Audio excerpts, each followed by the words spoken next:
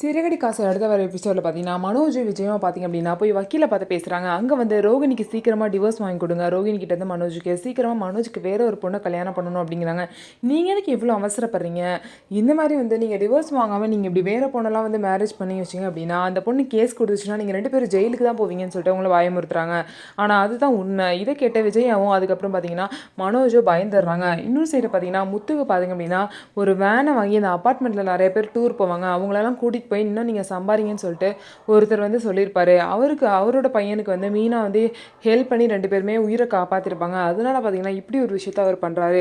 அவரே போய் பார்த்தீங்கன்னா ஒரு இடத்துல வந்து லோன் வாங்கி அவருக்கு வேனையும் வந்து வாங்கி கொடுத்து நீங்கள் மாதம் மாதம் டியூ கட்டிடுங்க, நீங்கள் வந்து சம்பாதிக்கிற லாபத்தையும் நீங்களே வச்சுக்கோங்க அப்படின்னு சொல்லிட்டு அவர் ரொம்ப நல்ல மனசோட முத்துக்கு ஹெல்ப் பண்ணுறாரு. இந்த மாதிரி ஹெல்ப்லாம் யாருமே எனக்கு பண்ணதில்லை சார், ரொம்ப நன்றின்னு சொல்லிட்டு முத்து அவர் புது வேன்லேயே போய் உட்காந்து ரொம்பவே சந்தோஷப்பட்டு பார்க்குறாரு.